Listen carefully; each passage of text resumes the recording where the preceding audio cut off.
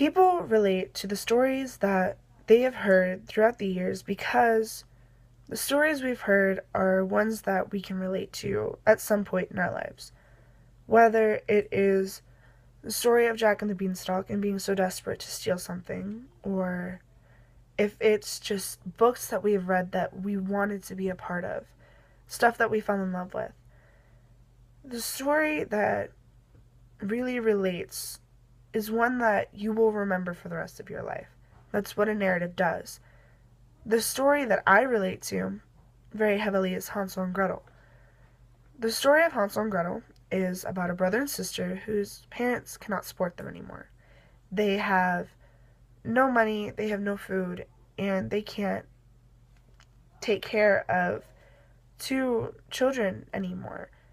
So the mother tells the father that he needs to take the kids out into the woods and leave them there.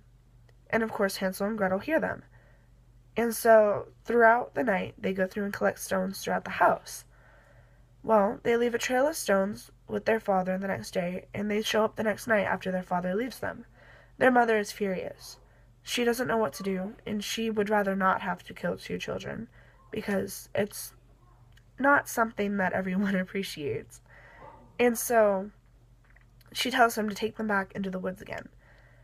The second time, they deliver breadcrumbs. Their father gave them a loaf of bread to use and eat because he knew they wouldn't have anything afterwards. And the birds swoop down and take the breadcrumbs after they leave. And their father leaves, and they have no way to find their way home. So they wander around the woods, and they stumble upon a witch's house. Well, the witch's house is made of gingerbread and candy and all of these delicious goodies that children love. And the children start to eat. Well, the witch captures them and is making them fat so she can cook them in the future.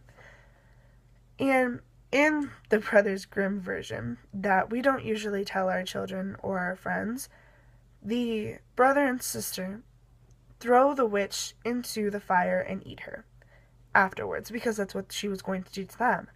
In the story we hear, they find a way to escape and the witch never finds them again. Basically, the story ends with a happy ending. The father comes and rescues the children in the woods after everything is over. The reason this story relates to me heavily is because I have a brother and a sister. My brother's 4 years younger than me, my sister is 5 years younger than me. And my brother and I have been through a lot together. We have fought, we have just hated each other at times, but in the end, we come through and we make up and we can go through and defeat any challenge that comes to us. My brother and I have had to deal with situations that most children don't. And we've come through much stronger as a family and as our bond because of the situations we've gone through.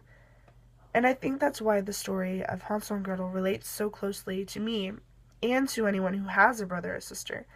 You don't choose your family, but you choose how you're going to treat them, whether it's hating them for some dumb thing they did or loving them because they aren't perfect, because you know that they will love you no matter what. And the story relates to myself and to other people because we know exactly how it feels to have a brother or sister. And if you don't, you can imagine what it would feel like. The story tells you. It goes through and it just expresses a brother and sister bond, which is something all of us have wanted. Even if it's with our friends, we still have brother and sister bonds. And that is why Hansel and Gretel is a great narrative for people who want to know what it's like to have a brother or sister, or have a brother and sister and know what it's like.